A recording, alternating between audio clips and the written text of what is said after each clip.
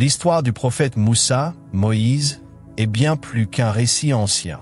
C'est un combat entre foi et tyrannie, porteur d'espoir pour les opprimés et d'avertissement pour les puissants. Cette vidéo retrace les moments clés de sa vie, de sa naissance miraculeuse à l'ouverture de la mer, tout en mettant en lumière les épreuves qu'il a traversées avec patience et foi. Reste jusqu'à la fin pour découvrir les leçons spirituelles puissantes que chaque croyant peut en tirer aujourd'hui. Prépare-toi, car cette histoire peut transformer ta vision de la foi et du courage. Partie 1. La naissance de Moussa et le décret d'oppression de Pharaon. L'histoire du prophète Moussa débute dans un contexte de tyrannie et de peur. À cette époque, Pharaon, le souverain d'Égypte, régnait avec brutalité sur les enfants d'Israël. Craignant leur nombre croissant et une possible rébellion, il ordonna une politique d'extermination cruelle, faire tuer tous les nouveau-nés mâles parmi les enfants d'Israël, tout en épargnant les filles.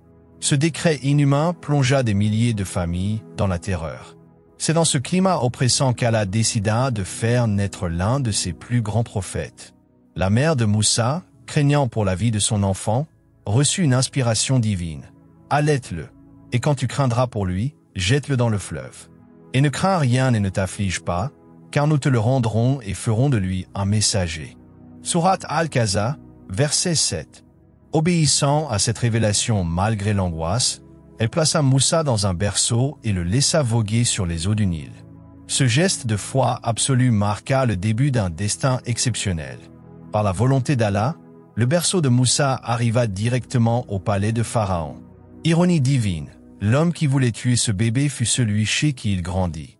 La femme de Pharaon, touchée par le nourrisson, plaida pour qu'il soit épargné. Elle dit, « C'est un plaisir pour moi et pour toi. Ne le tuez pas. Peut-être nous sera-t-il utile ou le prendrons-nous pour enfant. » Sourate Al-Kahzab, verset 9. Pendant ce temps, la sœur de Moussa surveillait discrètement le bébé et réussit à suggérer à la famille royale une nourrice, qui n'était autre que sa propre mère.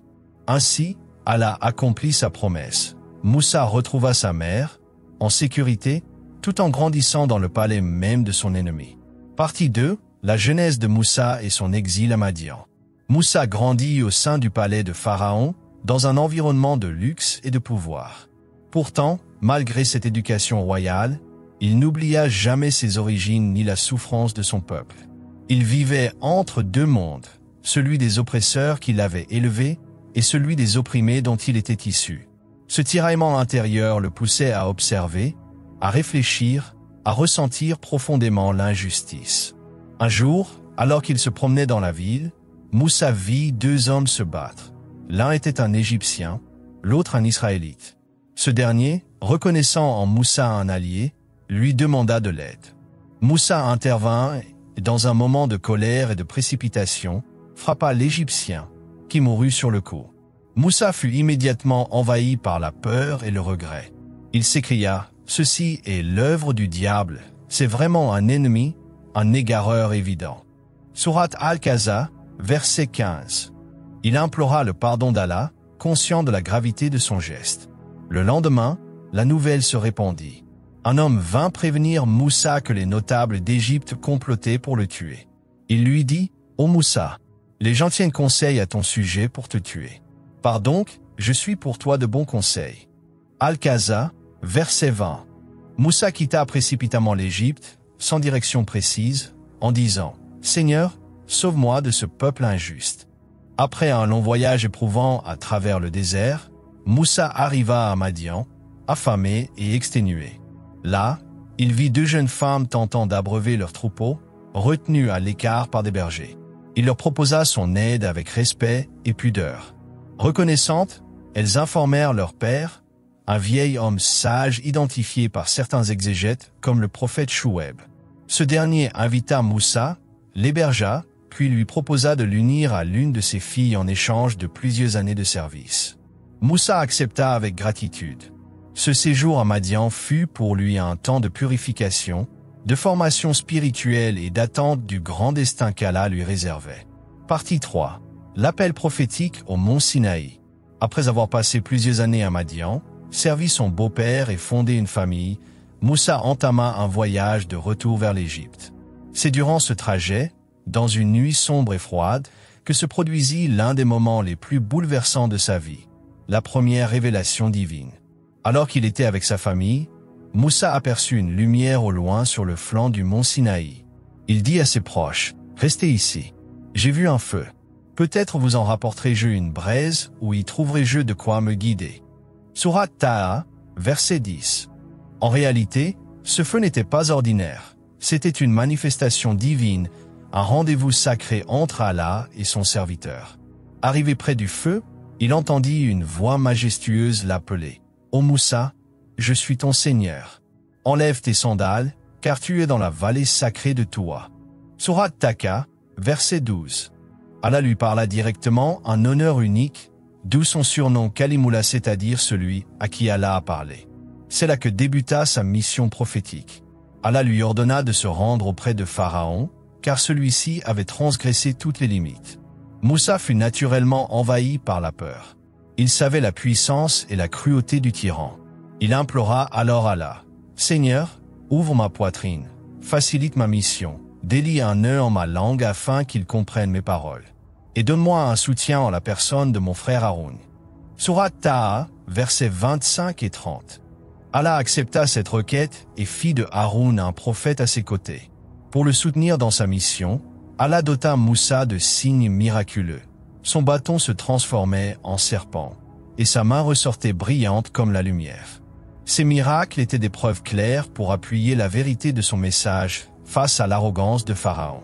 C'est ainsi que Moussa, désormais messager investi d'une mission divine, se mit en route vers l'Égypte. Non plus comme un fugitif, mais comme un prophète chargé de libérer son peuple et de transmettre la parole d'Allah au plus grand des tyrans. Partie 4. Moussa face à Pharaon et les miracles. Moussa, désormais prophète d'Allah, revint en Égypte avec une mission claire. Appeler Pharaon à la vérité, à l'unicité d'Allah, et libérer les enfants d'Israël de l'oppression. Accompagné de son frère Haroun, il se présenta devant le souverain, porteur d'un message simple et puissant. « Laisse partir les enfants d'Israël. Je suis un messager d'Allah, Seigneur des mondes. » Pharaon, l'incarnation de l'arrogance, réagit avec mépris. Il questionna Moussa sur son identité, tenta de le ridiculiser et rappela son passé en tant qu'enfant élevé dans le palais. Moussa répondit avec sagesse, recentrant le débat sur la mission divine. Puis, pour appuyer son message, il présenta les 2 signes qu'Allah lui avait donnés. Il jeta son bâton, qui se transforma en un serpent impressionnant, et retira sa main de son vêtement, lumineuse et éclatante. Face à cela, Pharaon ne reconnut pas la vérité. Il vit en Moussa une menace pour son pouvoir. Pour le discréditer, il convoqua les plus grands magiciens d'Égypte et organisa un duel public. Le jour fixé, des foules se rassemblèrent. Les magiciens jetèrent leurs cordes et bâtons qui, par illusion, semblèrent ramper comme des serpents. Mais lorsqu'Allah ordonna à Moussa de jeter son bâton, celui-ci se transforma en un serpent véritable, avalant toutes les illusions des magiciens. Subjugués par la vérité, les magiciens tombèrent immédiatement en prosternation. Nous croyons au Seigneur de Moussa et de Haroun. Sourate Taha, verset 70. Leur foi fut instantanée et sincère. Pharaon, furieux, les menaça de mort, mais ils résistèrent avec courage, préférant la vérité au mensonge et l'au-delà à ce monde. Mais malgré ces signes clairs, Pharaon resta dans le déni. Alors Allah infligea à l'Égypte plusieurs plaies: les inondations, les sauterelles, les poux, les grenouilles et le sang. Chaque fois, Pharaon demandait à Moussa de prier pour que cela cesse, promettant de libérer les enfants d'Israël, mais revenait aussitôt sur sa parole. Ainsi se poursuivit le bras de fer entre le prophète de Dieu et le roi orgueilleux, jusqu'à ce qu'Allah décide de délivrer son peuple par un miracle encore plus grand. Partie 5. La sortie d'Égypte et l'ouverture de la mer. Après de multiples avertissements divins, et face à l'obstination de Pharaon, Allah ordonna finalement à Moussa de quitter l'Égypte avec les enfants d'Israël. Ce départ ne fut pas annoncé ouvertement. Il se fit de nuit, dans le calme, loin des regards. Moussa guida son peuple affaibli, mais empli d'espoir, vers un nouveau destin, la liberté. Lorsque Pharaon apprit leur fuite, sa colère fut immense. Aveuglé par l'orgueil, il rassembla ses troupes et se lança à leur poursuite, déterminé à écraser ceux qu'il considérait comme des esclaves rebelles. Moussa, quant à lui, avançait sous la guidance divine, menant des milliers d'hommes, de femmes et d'enfants à travers le désert. Mais lorsqu'ils atteignirent les rives de la mer Rouge, la peur s'installa dans les cœurs. Devant eux, l'eau infranchissable. Derrière, l'armée de Pharaon qui approchait à grande vitesse. Les enfants d'Israël paniquèrent. « Nous allons être rejoints », dirent-ils. Mais Moussa, confiant en son Seigneur, répondit avec une foi inébranlable. « Jamais.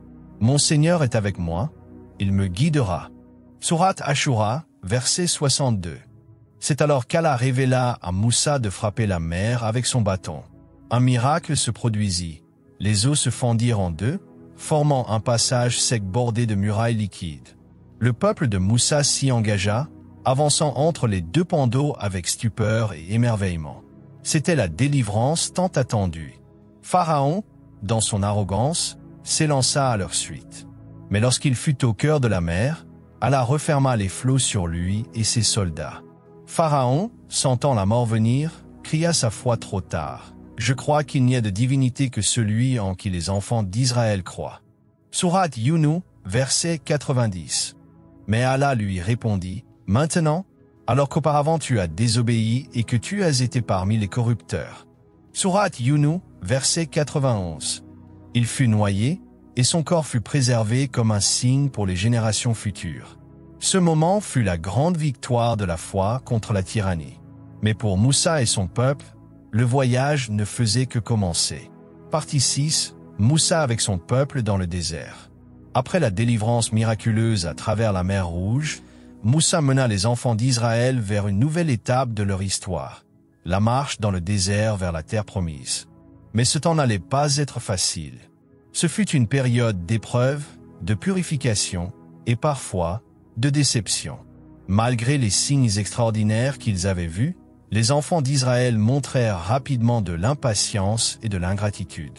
Ils se plaignirent du manque de nourriture, de l'absence de confort, et même regrettèrent leur vie en Égypte. Allah les combla pourtant de bienfaits. Il fit descendre la manne et l'écaille, leur offrit de l'eau d'un rocher frappé par le bâton de Moussa, et les guida à travers le désert. Mais l'épreuve la plus dure arriva lorsqu'Allah convoqua Moussa pour 40 nuits au mont Sinaï.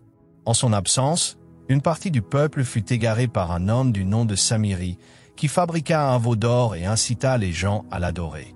À son retour, Moussa fut accablé par ce qu'il vit. Il rejeta les tablettes de la Torah dans la colère, saisit son frère Haroun et l'interrogea sur cette fitna. Mais Moussa revint à Allah, repenti et humble. Il reprit sa mission avec fermeté, enseigna à son peuple la loi divine, et continua à intercéder pour eux. Il demeura fidèle, patient et toujours tourné vers Allah, malgré les trahisons et les découragements. Le prophète Moussa nous laisse l'image d'un homme de vérité, de combat et d'amour profond pour son peuple, même quand celui-ci l'a blessé. Il incarne la résistance à l'oppression et la constance dans la foi.